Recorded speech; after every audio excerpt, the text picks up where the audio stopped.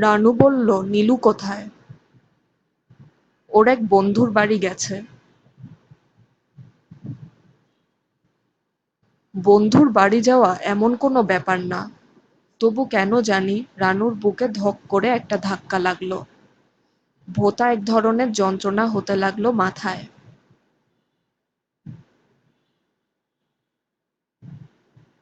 বিলু বলল, রানু ভাবি, তোমাকে একটা গোপন কথা বলছি। Top secret. কাউকে বলবে না।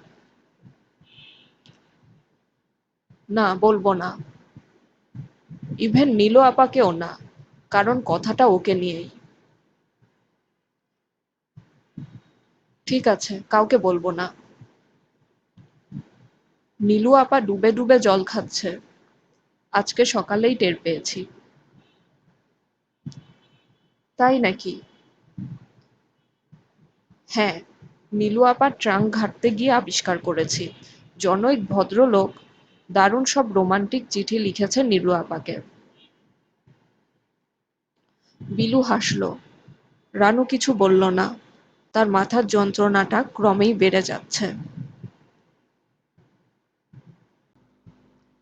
দু একটা চিঠি পড়ে দেখতে চাও? না না, অন্যের চিঠি। আহ, পড়ো না। কেউ তো জানতে পারছে না। আমরা ব্যাপারটা টপ সিক্রেট রাখবো। তাহলেই তো হলো। না বিলু, আমি চিঠি পড়ব না। পড়ব না বললে তো হবে না। পড়তেই হবে। দাঁড়াও, আমি নিয়ে আসছি। যেই আলো আছে তাতে দিব্যি পড়তে পারবে।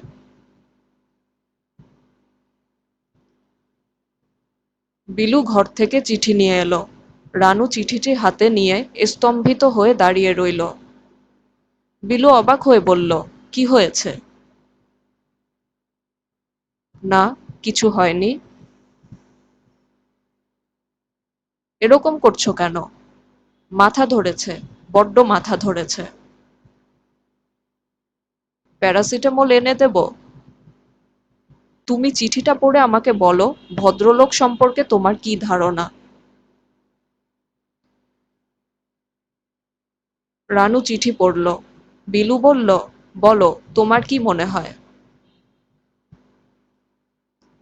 রানু কিছু বলল না। এক হাতে মাথার চুল টেনে ধরল।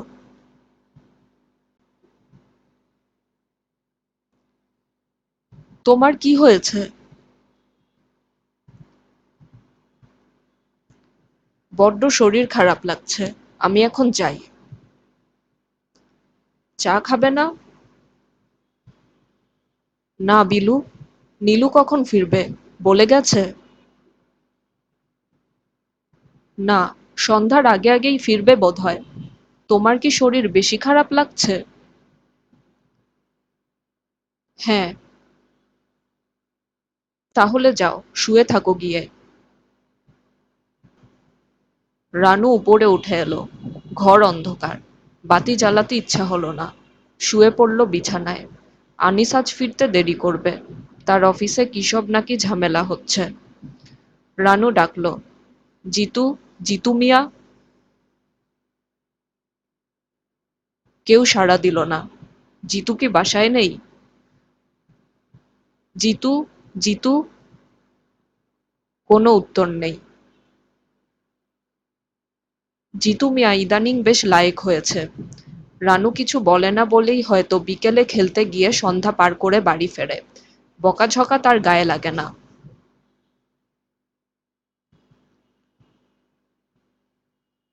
রান্নাঘরে খুটখুট শব্দ হচ্ছে। ইঁদুর। নিশ্চয়ই ইঁদুর। তবু রানু বলল, কে? খুটখুট শব্দ থেমে গেল। ইঁদুর ছাড়া আর কিছু নয়। কিন্তু সেই গন্ধটা আবারও পাওয়া যাচ্ছে। কড়া ফুলের গন্ধ।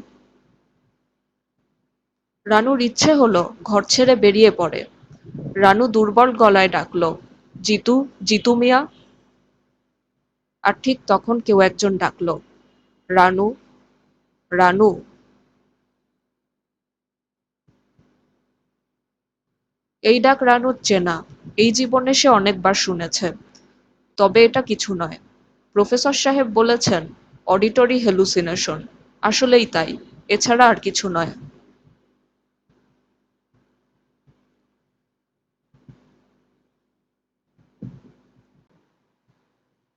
রানু, রানু।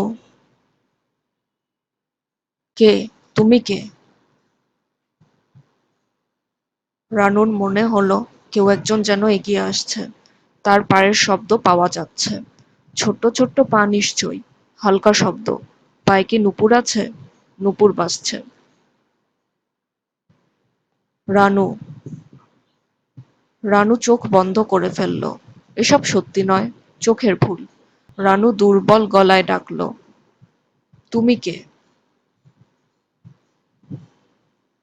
আমাকে তুমি চিনতে পারছো না? না। কিশোরীর গলায় মৃদু হাসি শোনা গেল। তাকাও রানু, তাকালেই চিনবে। আমি চিনতে চাই না।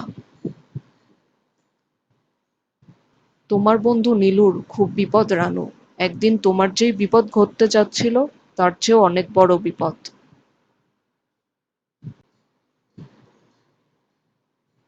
দরজায় ধাক্কা পড়ছে।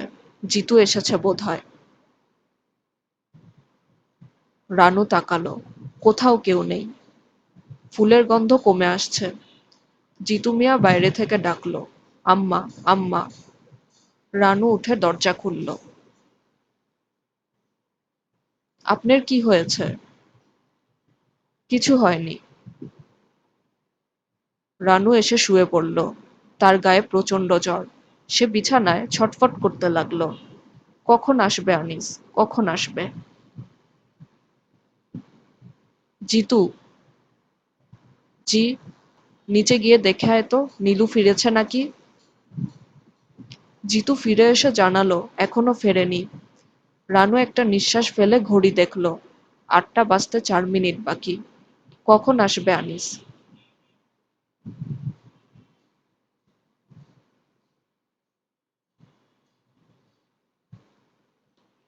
সারাটা পথ নীলু চুপ করে রইল। সে একবার বলল, কি ব্যাপার এত চুপচাপ যে? নীলু তারও জবাব দিল না। তার কথা বলতে ইচ্ছা হচ্ছে না। সে আছে একটা ঘোরের মধ্যে। গান শুনবে? গান দেব? নীলু মাথা নাড়ল। সেটা হ্যাঁ নাকি না তাও স্পষ্ট হলো না। কি গান শুনবে? Country music? কান্ট্রি মিউজিকে কার গান তোমার পছন্দ? নীলু জবাব দিল না। আমার ফেভারেট হচ্ছে জন ডেনভার। জন ডেনভারের রকি মাউন্টেন হাই গানটা শুনেছ? না। খুব সুন্দর, অপূর্ব মেলোডি। সে ক্যাসেট টিপে দিতেই জন ডেনভারের অপূর্ব কণ্ঠ শোনা গেল। California Rocky Mountain hi. কেমন লাগছে নীলু? ভালো। শুধু ভালো, না বেশ ভালো? সেও জন ডেনভারের সাথে গুনগুন করতে লাগলো। নীলুর মনে হলো ওর গানের গলাও তো চমৎকার। একবার ইচ্ছা হলো জিজ্ঞেস করে গান জানেন কিনা। কিন্তু সে কিছু জিজ্ঞেস করলো না। তার কোনো কথা বলতেই ইচ্ছা করছে না। গাড়ি কোন দিক দিয়ে কোথায় যাচ্ছে তাও সে লক্ষ্য করছে না। একবার শুধু ট্রাফিক সিগন্যালে গাড়ি অনেকক্ষণ দাঁড়িয়ে রইল। একজন ভিখিরি এসে ভিক্ষা চাইল। সে ধমকে উঠল কড়া গলায়। তারপর আবার গাড়ি চলতে শুরু করলো। নীলু ফিসফিস করে বলল, কয়টা বাজে? ৭টা ৩৫। তোমাকে ৮টার আগেই বাসায় পৌঁছে দেব। আপনার বাড়ি মনে হচ্ছে অনেক দূর। শহর থেকে একটু দূরে বাড়ি করেছি। কোলাহল ভালো লাগে না। Far from the madding crowd কার লেখা জানো? না। টমাস হার্ডির। পড়ে দেখবে, চমৎকার। অথচ ট্র্যাজেডি আছে। টমাস হার্ডিকেই নোবেল পুরস্কার দেয়া হয়নি। তুমি কি তার কোনো বই পড়েছ? না। পড়ে দেখবে, খুব রোমান্টিক ধরনের রাইটিং।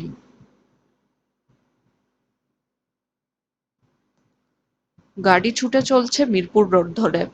হঠাৎ নীলু বলল, আমার ভালো লাগছে না।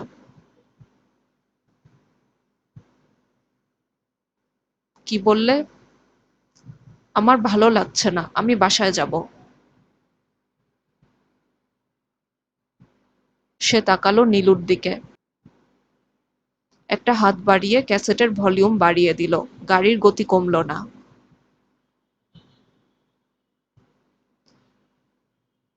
আমি বাসায় যাব।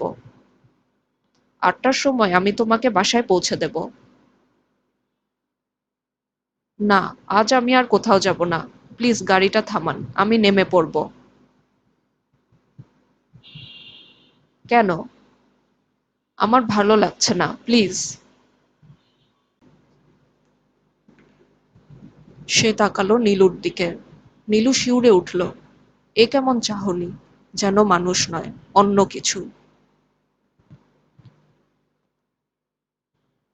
প্লিজ, গাড়িটা একটু থামান।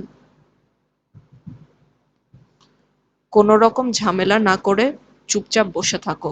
কোনো রকম শব্দ করবে না। আপনি এরকম করে কথা বলছেন কেন?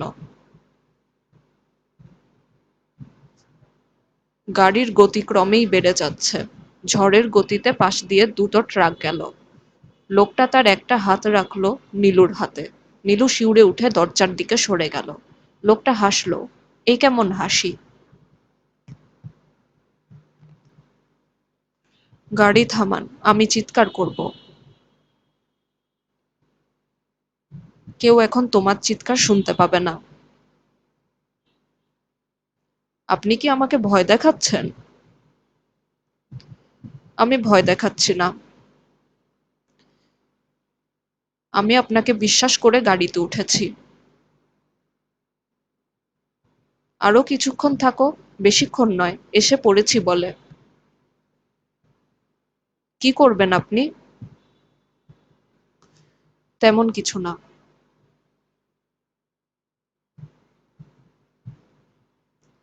নীলু এক হাতে দরজা খুলতে চেষ্টা করল। লোকটা তাকিয়ে দেখল, কিন্তু বাধা দিল না। দরজা খোলা গেল না। নীলু প্রাণপণে বলতে চেষ্টা করল, আমাকে বাঁচাও।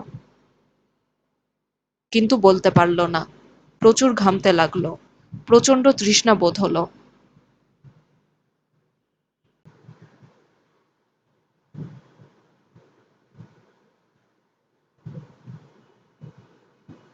আনিস এলো রাত 8:30টায়। ঘর অন্ধকার। কারো কোনো সাড়া শব্দ নেই। রানু বাতি-টাতি নেভিয়ে অন্ধকারে বসে আছে। জিতু মিয়া মশারি খাটিয়ে শুয়ে পড়েছে। রানু, কি হয়েছে? রানু ফোঁপাতে ফোঁপাতে বলল, তুমি এত দেরি করলে কেন? কেন, কি হয়েছে? নীলুর বড় বিপদ। আনিস কিছু বুঝতে পারল না। অবাক হয়ে তাকালো। রানু থেমে থেমে বলল, নীলুর খুব বিপদ। কিসের বিপদ? কি বলছো তুমি? নীলুর কথা জড়িয়ে যাচ্ছে। সে গুছিয়ে কিছু বলতে পারছে না। আনিস বলল, রানু, তুমি শান্ত হয়ে বসো। তারপর ধীরে সুস্থে বলো, কি হয়েছে নীলুর? ও একজন খারাপ লোকের পাল্লায় পড়েছে। লোকটা ওকে মেরে ফেলবে। রানু ফোঁপাতে লাগলো। আনিস কিছুই বুঝতে পারল না। নীলুর বাবার সঙ্গে কিছুক্ষণ আগেই তার কথা হয়েছে। ভদ্রলোক জিজ্ঞেস করেছেন, কি এত দেরি যে? যার মেয়ের এত বড় বিপদ, সে এরকম স্বাভাবিক থাকবে কি করে? আনিস বলল, ওরা তো কিছু বলল না। ওরা কিচ্ছু জানে না। আমি জানি, বিশ্বাস করো, আমি জানি। আমাকে কি করতে বলো? আমি বুঝতে পারছি না, আমি কিচ্ছু বুঝতে পারছি না। জিনিসটা কি তুমি স্বপ্নে দেখেছো? না, কিন্তু আমি দেখেছি। কি দেখেছো? আমি সেটা তোমাকে বলতে পারবো না। তুমি যদি চাও আমি নিচে গিয়ে ওদের সাথে কথা বলি, কিন্তু ওরা বিশ্বাস করবে না। রানু চোখ বড় বড় করে তাকিয়ে রইল। ওর শরীর অল্প অল্প কাঁপছে। আনিস বলল, নাকি মিসির আলি সাহেবের কাছে যাবে? উনি কোনো একটা বুদ্ধি দিতে পারেন। যাবে?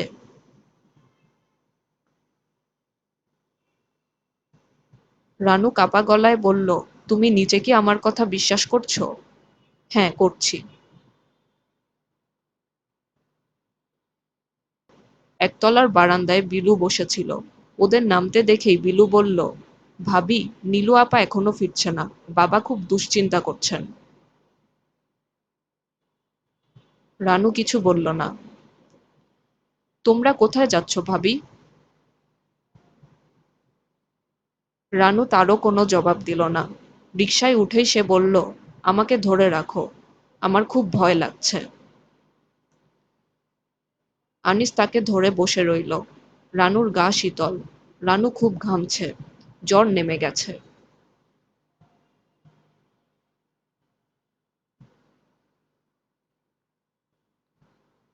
রানু চোখ বড় বড় করে বলল, আপনি আমার কথা বিশ্বাস করছেন না, তাই না? মিসির আলি চুপ করে রইলেন। আগে আপনি বলুন, আপনি আমার কথা বিশ্বাস করছেন? বিশ্বাসও করছি না, আবার অবিশ্বাসও করছি না। তুমি নিজে যা সত্যি বলে ভাবছো তাই বলছো। তবে এত সহজে আমি কোনো কিছু বিশ্বাস করি না। কিন্তু যদি সত্যি হয় তখন? মিসির আলি সিগারেট ধরিয়ে কাশতে লাগলেন।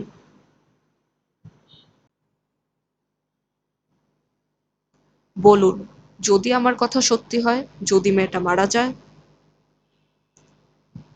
মিসির আলি শান্ত স্বরে বললেন, ঠিক এই মুহূর্তে কি করা যায় তা তো বুঝতে পারছি না। মেয়েটা কোথায় আছে তা তো তুমি জানো না, নাকি জানো? না, জানি না। ছেলেটার নাম ধামও জানো না? ছেলেটা দেখতে খুব সুন্দর, আমার এরকম মনে হচ্ছে। এই শহরে খুব কম করে হলেও 10,000 সুন্দর ছেলে আছে।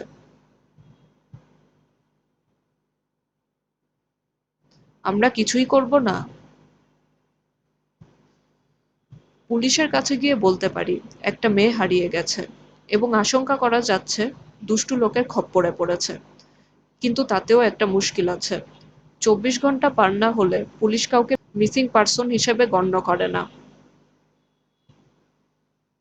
রানু আবার বলল, কিছুই করা যাবে না?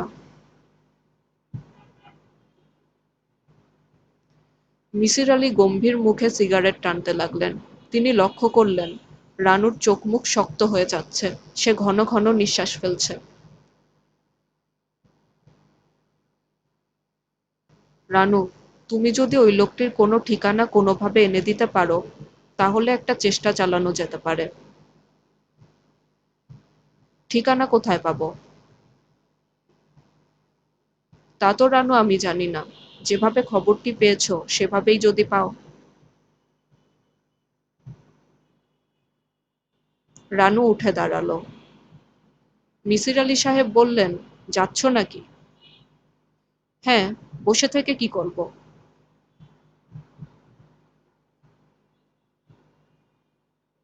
নীলুদের সবকটি ঘরে আলো জ্বলছে। রাত প্রায় 11টা বাজে। নীলুর বাবা পাথরের মূর্তির মতো বাগানের কাছে দাঁড়িয়ে আছেন। রানুদের ঢুকতে দেখে এগিয়ে এলেন, কিন্তু কিছু বললেন না। রানু মাথা নিচু করে 3 তলায় উঠে গেল। নীলুদের ঘরে ঘন ঘন টেলিফোন বাজছে। দুটি গাড়ি এসে থামল। মনে হয় ওরাও খুঁজতে শুরু করেছেন। পুলিশের কাছে লোক নিশ্চয়ই গেছে। নীলুর বাবা অস্থির ভঙ্গিতে বাগানে হাঁটছেন।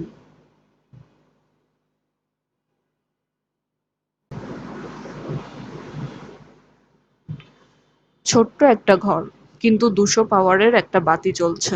চারিদিক ঝলমল করছে। লোকটা একটা চেয়ারে বসে আছে। নীলু লোকটার মুখ দেখতে পাচ্ছে না, কারণ লোকটা বসে আছে তার পেছনে। ঘাড় ফিরিয়ে পিছনে তাকাবার কোনো উপায় নেই। নাইলনের চিকন দড়ি তার গা কেটে বসে আছে। চারিদিকে কোনো সাড়া শব্দ নেই। মাঝে মাঝে দূরের রাস্তা দিয়ে দ্রুতগামী ট্রাকের আওয়াজ পাওয়া যাচ্ছে। নীলু থেমে থেমে বলল, আপনি কি আমাকে মেরে ফেলবেন? কেউ কোনো জবাব দিল না। আমি আপনার কোনো ক্ষতি করিনি। কেন আমাকে ভয় দেখাচ্ছেন? প্লিজ আমাকে যেতে দিন। আমি কাউকে কিছু বলবো না। কেউ আপনার কথা জানবে না।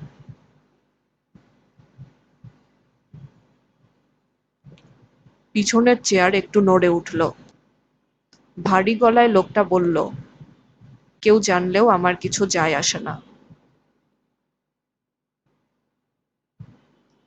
কেন আপনি এরকম করছেন? আমি একজন অসুস্থ মানুষ। মাঝে মাঝে আমাকে এরকম করতে হয়। আপনি কি আমাকে মেরে ফেলবেন? কোনো জবাব পাওয়া গেল না।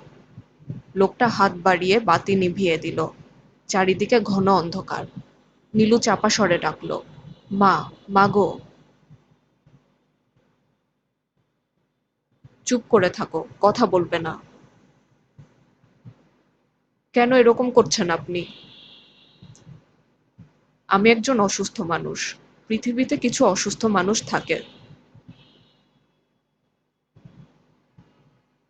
আপনি কি আমার মতো আরো অনেক মেয়েকে একইভাবে ফাঁদে ফেলেছেন? কোনো জবাব পাওয়া গেল না। আপনি মানুষ না অন্য কিছু? বেশিরভাগ সময়ই আমি মানুষ থাকি, মাঝে মাঝে অন্যরকম হয়ে যাই। লোকটা শব্দ করে হাসল। কি কুৎসিত হাসি। ঘরে একটুও বাতাস নেই। দম বন্ধ হয়ে আসছে। নীলু প্রাণপণে তার একটা হাত ছুটিয়ে আনতে চেষ্টা করছে। যতই চেষ্টা করছে, দড়িগুলো ততই যেন কেটে কেটে বসে যাচ্ছে। কেন? কেন আপনি এরকম করছেন? বলেছি তো নীলু, অনেকবার তো বললাম তোমাকে আমি অসুস্থ।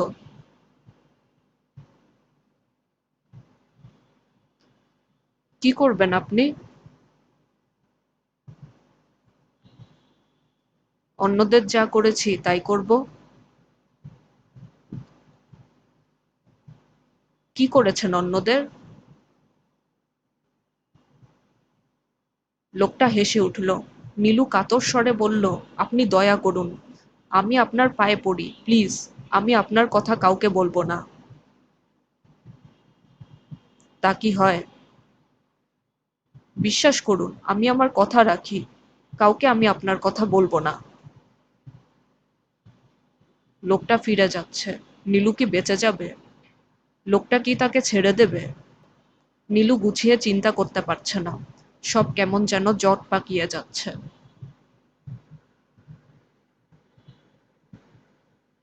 লোকটা একটা ড্রয়ার খুলল।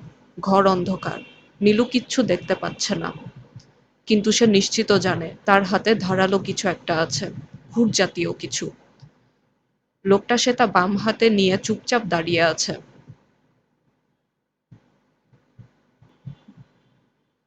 আসবে। সে একসময় এগিয়ে আসবে তার কাছে।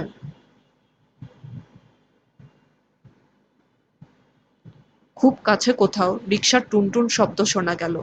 নীলু প্রাণপণে চেঁচালো, বাঁচাও, আমাকে বাঁচাও। কিন্তু তার গলা দিয়ে কোনো শব্দ বের হলো না।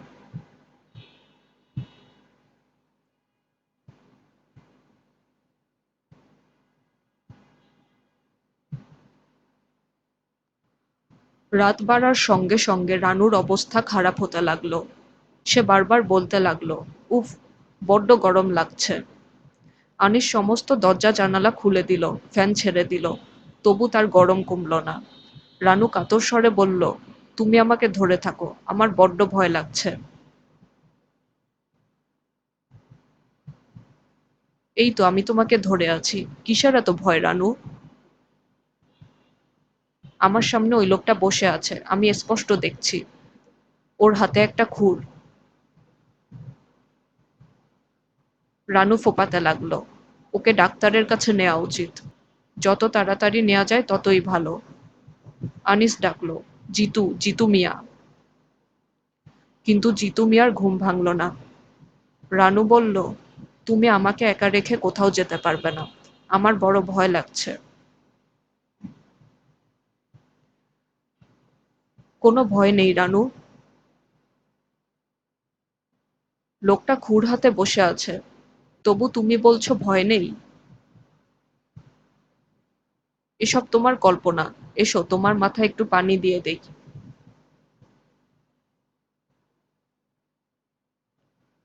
তুমি কোথাও যেতে পারবে না। ওই লোকটা এখন উঠে দাঁড়িয়েছে। তুমি আমাকে শক্ত করে ধরে থাকো। আরো শক্ত করে ধরো। আনিস তাকে শক্ত করে ধরে বসে রইল।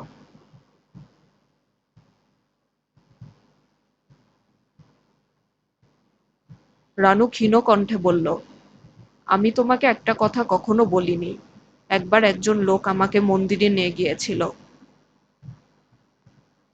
রানু, এখন তোমাকে কিছুই বলতে হবে না। দয়া করে চুপ করে থাকো। না, আমি বলতে চাই। সকাল হোক, সকাল হলেই শুনবো। মাঝে মাঝে আমার মনে হয় কেউ একজন আমার সঙ্গে থাকে। রানু, চুপ করে থাকো। না, আমি চুপ করে থাকবো না। আমার বলতে ইচ্ছা করছে। যে আমার সঙ্গে থাকে, তার সঙ্গে আমি অনেকবার কথা বলেছি, কিন্তু আজ সে কিছুতেই আসছে না। তার আসার কোনো দরকার নেই। তুমি বুঝতে পারছো না। তার আসার খুব দরকার।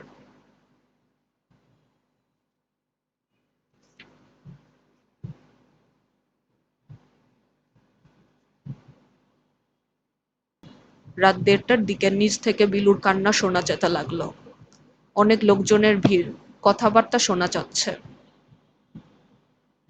রানু বলল, বিলু কাঁদছে। বড় খারাপ লাগছে আমার।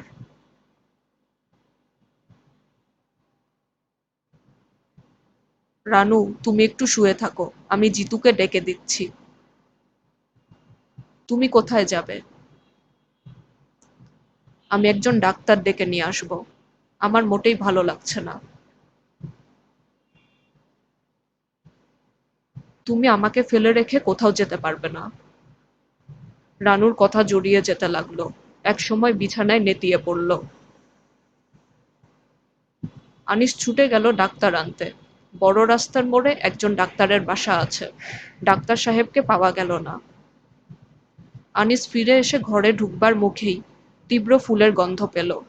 ঘরের বাতি নেভানো। কে নিভিয়েছে বাতি?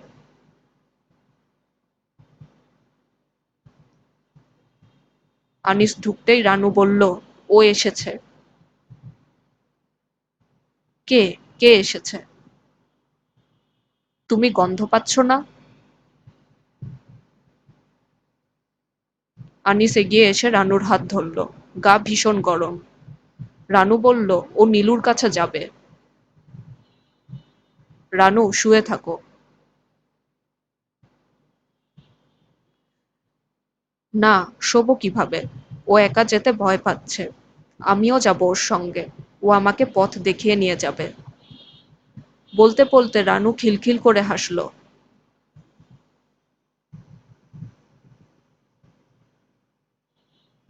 আনিস বারান্দায় দাঁড়িয়ে ডাকল, রহমান সাহেব, রহমান সাহেব, ভাই একটু উপরে আসুন, আমার বড় বিপদ। রহমান সাহেব ঘরে ছিলেন না। তার স্ত্রী বেরিয়ে এলেন। তিনি অবাক হয়ে বললেন, কি হয়েছে? আপনি একটু আসুন, আমার স্ত্রী কেমন যেন করছে। ভদ্রমহিলা এলেন সঙ্গে সঙ্গে এবং ঘরে ঢুকেই অবাক হয়ে বললেন, নূপুরের শব্দ না? রানু কিশোরী মেয়ের গলায় খিলখিল করে হেসে উঠল। কি হয়েছে ওনার?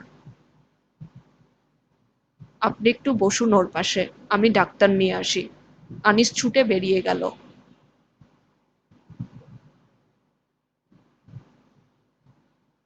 ফুলের সৌরভ তীব্র থেকে তীব্রতর হতে লাগলো। রানু হাসি মুখে বলল, আমার আর বেশি সময় নেই, ওই লোকটি এগিয়ে আসছে। কোন লোক? আপনি চিনবেন না, না চেনাই ভালো। ভদ্রমহিলা রানুর হাত ধরলেন, উত্তাপে গা পুড়ে যাচ্ছে। তিনি কি করবেন ভেবে পেলেন না।